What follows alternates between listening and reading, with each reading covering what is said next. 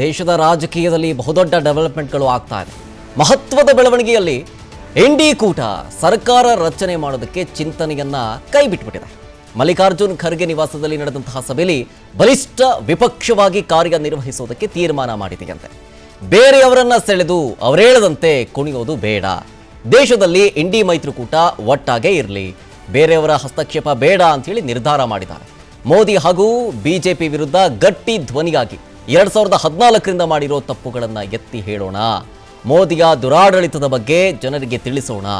ಸದನದಲ್ಲಿ ಬಿಜೆಪಿಯ ಧ್ವನಿ ಅಡಗಿಸುವ ಕೆಲಸವನ್ನ ಮಾಡೋಣ ಅಂತ ತೀರ್ಮಾನಿಸಿದ್ದಾರೆ. ಸರ್, ಮೀಟಿಂಗಲ್ಲಿ ಅವರೇನಾದರೂ ಆಪರೇಷನ್ ವಿಚಾರಕ್ಕೆ ಸಂಬಂಧಪಟ್ಟಂತೆಯೋ ಅಥವಾ ಇನ್ನೊಂದೇನೋ ಅಧಿಕಾರಕ್ಕೆ ಬಂದಾಗ ಏನು ಮಾಡೋದು, ಯಾವ ಥರ ಮಾಡೋದು, ಆ ಥರ ಪ್ಲಾನ್ ಇಟ್ಕೊಳ್ತಾರೆ ಅಂತ ಹೇಳಲಾಗ್ತಾ ಇತ್ತು. ಆದರೆ ಇವರು ಬೇಡ, ಪ್ರತಿಪಕ್ಷ ಸ್ಥಾನದಲ್ಲೇ ಕೂತ್ ಬಿಡೋಣ ಅಂತ ಸುಮ್ಮನಾಗಿದ್ದಾರೆ. ಏನಿರ್ಬೋದು ಇದ್ರಿ ಹಿಂದಿನ ಸ್ಟ್ರಾಟಜಿ? ಸಹಜವಾಗಿ ಆಪರೇಷನ್ ಮಾಡಿಸ್ಕೊಳ್ಳೋಕೆ ಯಾರೂ ರೆಡಿ ಇಲ್ಲ. Okay, there is no patient. ಯಾರನ್ನ ಆಪ್ರೇಟ್ ಮಾಡ್ತೀರಿ? ಈಗ TDP ಬಹುಮತ ಬಂದಿರುವ ಅಥವಾ ಬರದೇ ಇರುವ ಅಥವಾ ಏನೋ ಆಗಲಿ ನಾವು NDA ಜೊತೆಗೆ ನಿಂತ್ಕೊಳ್ತೀವಿ ಅಂತ ಪ್ರಮುಖವಾಗಿ ಲೆಟರ್ ಕೊಟ್ಟಾಯ್ತು. ಹೌದು. ಆಮೇಲೆ ಏನಾಗತ್ತೆ ನಾವು ನೀವು ನೋಡ್ಕೊಳ್ಳೋಣ. JDU ಒಂದು ರೀತಿ ಪಲ್ಟಿ ಹೊಡಿತಾರೆ. JDU ನಿತೀಶ್ ಕುಮಾರ್ ಅನ್ನುವ JDU ಅದು ಅವರ ರಾಜ್ಯ ಬಂದಾಗ ಪಲ್ಟಿ ಹೊಡಿತಾರೆ ಅನ್ನೋದು ಗೊತ್ತು. ಬಟ್ ನೆನಪಿರಲಿ, ಅವರು ಬೇರೆ ಬೇರೆ ಖಾತೆಗಳನ್ನು ಅಭೂತಪೂರ್ವವಾಗಿ ನಿಭಾಯಿಸಿದ್ದಾರೆ ಕೇಂದ್ರದಲ್ಲಿದ್ದಾಗ. ಓಕೆ, ಇನ್ನೂ ಒಂದು ನೆನಪಿರಲಿ ನಿಮಗೆ, ಇದೇ ಚಂದ್ರಬಾಬು ನಾಯ್ಡು ವಾಜಪೇಯಿ ಅವರ ಕಾಲದಲ್ಲಿ ಕೂಡ ಕನ್ವೀನರ್ ಆಗಿದ್ದಂಥವ್ರು. ಸಂಚಾರಕ ಹುದ್ದೆ ಇದೆಯಲ್ಲ ನಿಮಗೆ BJPಯಲ್ಲಿ one of the top most priorities ಅಂತ ಕರಿತೀವಲ್ಲ, ಆ ರೀತಿ ಹುದ್ದೆ. ಹಾಗಾಗಿ ನಿಮಗೆ TDP ಮತ್ತು JDU ಎರಡೂ ಕೂಡ ನಿಮಗೆ ಸಹಜವಾಗಿ ಆಲ್ಮೋಸ್ಟ್ ಅಲಾಂಗ್ ವಿತ್ JSP 28+2 ನಿಮಗೆ INDA ಜೊತೆಗಿಲ್ಲ, NDA ಜೊತೆಗಿದ್ದೀವಿ ಅಂತಂದಾಗ ಇನ್ನು ಯಾವ ಕಡೆಯಿಂದ ಸರ್ಕಾರ ರಚನೆ ಮಾಡೋಕ್ಕೆ ಸಾಧ್ಯ ಹೇಳಿ? ಯಾಕಂದರೆ ನಿನ್ನೆ ಒಂದು ಆಫರ್ ಕೊಟ್ಟಿದ್ರು, ಉಪ ಪ್ರಧಾನಮಂತ್ರಿ ಮಾಡ್ತೀವಿ ನಿಮ್ಮನ್ನ ಅಂತ ನಿತೀಶ್ ಕುಮಾರ್ ಅವ್ರು ಒಪ್ಕೋಬೇಕಲ್ರಿ. ನೀವು ಸೆಳ್ಕೊಂಬಂದು ಉಪ ಪ್ರಧಾನಿ ಮಾಡ್ತೀನಿ ಅಂತ ಹೇಳಿ ಮತ್ತೊಂದು ಮಾಡ್ತೀನಿ ಅಂತ ಹೇಳಿ ಅವಕಾಶವನ್ನು ನೀವು ಬಳಸ್ಕೊಳ್ಳೋಕ್ಕಾಗೋದಿಲ್ವಲ್ಲ. Because Nitish Kumar will continue as the CM of Bihar. That is the top most post for him. ಹೌದು. He probably would not want to be the ಉಪ ಪ್ರಧಾನಿ ಆರ್ ವಾಟ್ ಎವರ್. ಓಕೆ, ಇನ್ನು ಚಂದ್ರಬಾಬು ನಾಯ್ಡು ವಿಚಾರ ತಗೊಳ್ಳೋಣ. ಅದೇ ನೀವು ಹೇಳಿದ್ರಿ BJPಲಿ ಅವರು ಹೋಮ್ ನಮಗೆ ಬೇಕು ಅಂತ ಹೇಳ್ತಾ ಇದ್ರಿ. ಅಕಸ್ಮಾತ್ ಅದನ್ನೇ ನಾವು ಈ ಕಡೆ ಕೊಡ್ತೀವಿ ಬನ್ನಿ ಅಂತ ಕೇಳಿದ್ರೆ ಅದು ಆಗಲ್ಲ. Because he would like to be the CM first. ಯಾಕಂದರೆ ಕಳೆದ ಹಲವು ತಿಂಗಳುಗಳಿಂದ ಅಥವಾ ಕಳೆದ 5 ವರ್ಷಗಳಿಂದ ಒಂದು ರೀತಿ ಚಂದ್ರಬಾಬು ನಾಯ್ಡು, ಅದು ಸತ್ಯವೋ ಅಸತ್ಯವೋ ಐ ಆಮ್ ನಾಟ್ ಶೋರ್, 1000 ಹಗರಣಗಳನ್ನು ಅವರ ತಲೆ ಮೇಲೆ ಎಳ್ಕೊಂಡಿದ್ದಾರೆ. ಒಂದು ರೀತಿ ಟ್ರೇಸ್ ಔಟ್ ಅನ್ನೋ ರೀತಿಯಲ್ಲಿ ಜಗನ್ಮೋಹನ್ ರೆಡ್ಡಿ ಅವ್ರನ್ನ ಜೈಲಿಗೆ ಕಳಿಸುವಲ್ಲಿ ಯಶಸ್ವಿ ಆದರು ಅನ್ನೋ ಥರದಲ್ಲಿ ಮಾತಿದೆ. ಫಸ್ಟ್ ಆ್ಯಂಡ್ ಫಾರ್ಮೋಸ್ಟ್ ಅವ್ರಿಗಿರುವ ಮೊದಲ ಆಪ್ಷನ್ ಏನು ಹೇಳಿ, CM ಆಗೋದು. ಅವ್ರಿಗಾಗಿರೋ ಅವಮಾನ ಸಹಿಸ್ಕೋಬೇಕು, ಅದರಿಂದ ಹೊರಗೆ ಬರಬೇಕು, ಅದನ್ನು ಸ್ಪಷ್ಟವಾಗಿ ಎದುರಿಸ್ಕೋಬೇಕು. ಈ should become the CM, should rule the state. ನಿಮಗೆ ಒಂದು ರಾಜ್ಯದ CM ಆಗಿರೋದು ಗ್ರೇಟೋ ಅಥವಾ ಉಪ ಪ್ರಧಾನಿ ಅನ್ನುವ ಹುದ್ದೆ ಗ್ರೇಟೋ? ರಾಜ್ಯದ CM. So he would like to be the CM first. ಹೌದು, ಗೊತ್ತಾಯ್ತಾ? Yes. And Nitish Kumar would like to be the CM. And MP ಗಳು ಈಗ ಗೆದ್ದಿರೋದು MP ಗಳು ಮೆಂಬರ್ ಆಫ್ ಪಾರ್ಲಿಮೆಂಟ್ಸ್. ಅರ್ಥ ಆಯ್ತಾ? ಹಾಗಿರುವಾಗ ಯಾಕೆ INDA ಜೊತೆಗೆ ಹೋಗ್ಬೋದು ಸದ್ಯದ ಮಟ್ಟಿಗೆ? ಅವರಿಗೆ ಕಾರಣಗಳು ಬಹುಶಃ ಕಾಣಿಸ್ತಾ ಇಲ್ಲ. ಒಪ್ಕೊಳ್ಳೋಣ, ಇದೇ ನಿತೀಶ್ ಕುಮಾರ್ INDAನ ಹುಟ್ಟು ಹಾಕುವಲ್ಲಿ ಮೊದಲಿಗರು. ಹೌದು, ಇದೇ ನಿತೀಶ್ ಕುಮಾರ್ BJP ವಿರುದ್ಧ ಸಿಕ್ಕಾಪಟ್ಟೆ ಮಾತನಾಡಿದ್ರು. ಇದೇ ಚಂದ್ರಬಾಬು ನಾಯ್ಡು BJP ವಿರುದ್ಧ ಸಿಕ್ಕಾಪಟ್ಟೆ ಮಾತನಾಡಿದ್ರು. It's all about politics. It's all about ರಾಜಕಾರಣ ಶರತ್. ಎಸ್. ಬಟ್ ಎಲ್ಲವೂ ಶಾಶ್ವತವಾಗಿ ಉಳ್ಕೊಳ್ಬೇಕು ಅಂತಿಲ್ಲ. ಯಾರ್ಯಾರೋ ಏನೇನೋ ಸ್ಟೇಟ್ಮೆಂಟ್ಗಳನ್ನು ಕೊಟ್ಟರು. ಆಯಿತಾ? ಹೌದು.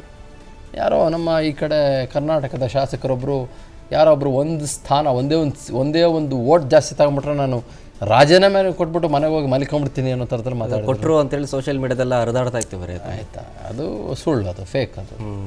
ಸೊ ರಾಜಕಾರಣ ಈಸ್ ನಾಟ್ ಆಲ್ವೇಸ್ ಅಬೌಟ್ ಹೌದು ಯಾರ್ಯಾರು ಏನೇನು ಮಾತಾಡ್ತಾರೆ ಅಂತ. ಹೌದು, ಇಟ್ಸ್ ಅಬೌಟ್ ವ್ಯಾಲ್ಯೂ ಪ್ರಪೋಸಿಷನ್. ಸಂದರ್ಭ ಏನು ಹೇಳುತ್ತೆ, ಆ ಸಂದರ್ಭದಲ್ಲಿ ನಮಗೇನು ಸಿಗುತ್ತೆ, ಆ ಸಂದರ್ಭದಲ್ಲಿ ನಾವೇನು ಡಿಮ್ಯಾಂಡ್ ಮಾಡ್ಬೋದು, ಆ ಸಂದರ್ಭದಲ್ಲಿ ನಮಗೆ ಏನಾದರೂ ಸಿಕ್ಕಿದಾಗ ನಾವು ಯಶಸ್ವಿಯಾಗಿ ಹೆಂಗೆ ಅದನ್ನು ಬಳಸ್ಕೊಳ್ಬೋದು. ಈಗ ಚಂದ್ರಬಾಬು ನಾಯ್ಡು ಉಪಪ್ರಧಾನಿಯಾಗಿ, ನಿತೀಶ್ ಕುಮಾರ್ ಉಪಪ್ರಧಾನಿಯಾಗಿ ಮಾಡುವಂಥದ್ದು ಏನೂ ಇಲ್ಲ ಅಂತ ನನಗನ್ಸುತ್ತಪ್ಪ. Because they are happy in their own places. ಅರ್ಥ ಆಯ್ತಾ? They are happy in their own places. Yes. So ಆ ಕಾರಣಕ್ಕಾಗಿ ಮತ್ತು INDIA ಬಗ್ಗೆ ಕೂಡ ಬಹಳ ಜನಕ್ಕೆ ಒಂದು ಸ್ವಲ್ಪ ಮಟ್ಟದಲ್ಲಿ ಗೊಂದಲ ಇತ್ತೆ. ಯಾಕಂದರೆ ಅವರ ಒಳಗಡೆ ಒಂದಿಷ್ಟು ಸಮಸ್ಯೆಗಳು, ಅವರ ಒಳಗಡೆ ಒಂದಿಷ್ಟು ಈಗ ಯಾರಾಗಬೇಕು ಪ್ರಧಾನಿ ಅನ್ನೋ ಪ್ರಶ್ನೆಗಳು ಹೀಗೆಲ್ಲ ಇದ್ದಾವೆ. But what ever it may be, ಈಗ ಅದನ್ನೆಲ್ಲ ಸಾರ್ಟ್ ಔಟ್ ಮಾಡ್ಕೊಂಡಿದ್ದಾರೆ ಅಂತ ಅನಿಸುತ್ತೆ ನನಗೆ.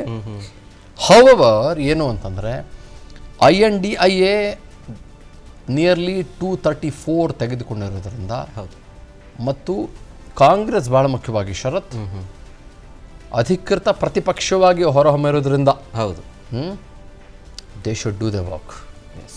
ಕೆಲಸ ಮಾಡಲಿ. ಆಮೇಲೆ ಏನಾಗುತ್ತೆ, ಲೆಟ್ಸ್ ವೇಟ್ ಆ್ಯಂಡ್ ವಾಚ್. ಕಾದು ನೋಡೋಣ. ಕಾಲ ಹಿಂಗೆ ಇರಬೇಕು ಅಂತಿಲ್ಲ. ಹೌದು, ಯಾಕಂದರೆ it's only about 30 numbers for NDA. ಹೌದು, 30 numbers. ಮುಂಚೆ ಥರ ಅಲ್ಲ, 353 ಅಲ್ಲ. ಹೌದು, ಇಟ್ ಈಸ್ 294. ಹೌದು. ನಿಮಗೆ ನಾಳೆ ನಾಡ್ದು ಮುಂದಿನ ವರ್ಷ ಅದರಾಚೆ ಮುಂದಿನ ವರ್ಷ 5 ವರ್ಷ, you never know what may happen. ಯಾವಾಗ ಏನು ಬೇಕಾದರೂ ಆಗ್ಬೋದು, ಎನಿಥಿಂಗ್ ಮೇ ಹ್ಯಾಪನ್. ಅದಕ್ಕೆ ನಾನು ಹೇಳಿದ್ದು, ಮೊಟ್ಟ ಮೊದಲ ಬಾರಿಗೆ ಪ್ರಧಾನಮಂತ್ರಿ ಮೋದಿ ಅವರು ಹಂಗಿನ ಅರಮನೆಯಲ್ಲಿ ಇದ್ದಂಗೆ ಕಾಣಿಸ್ತಾ ಇದ್ದಾರೆ. ನಾಳೆ UCC ಬರ್ಬೋದು, ಯೂನಿಫಾರ್ಮ್ ಸಿವಿಲ್ ಕೋಡ್, ಅಥವಾ ನಾಳೆ ಹೇಳಿದ್ನಲ್ಲ ನಿಮಗೆ ಮೀಸಲಾತಿ ಬರ್ಬೋದು, ಅಥವಾ ನಾಳೆ POKನ ವಶಪಡಿಸ್ಕೊಳ್ಳುವ ನಿಲುವು ಬರ್ಬೋದು. ಹೌದು, ಅಥವಾ ಏನು ಬೇಕಾದರೂ ಬರ್ಬೋದು. ಓಕೆ, ಅದೆಲ್ಲದಕ್ಕೂ ಅವರ ಜೊತೆಗಿರುವ ಮೈತ್ರಿ ಪಕ್ಷಗಳು ಹೇಗೆ ಸ್ಪಂದಿಸ್ತವೆ yes will make all the difference in the world. Yes, let's see how it goes. ನೋಡೋಣ. ಖರ್ಗೆ ಮಾತನಾಡಿದ್ದಾರೆ, ಇದ್ರ ಬಗ್ಗೆ ಕೇಳಿಸ್ಕೋಣ. Democracy. The India bloc will continue to fight against the fascist rule of the BJP led by Modi.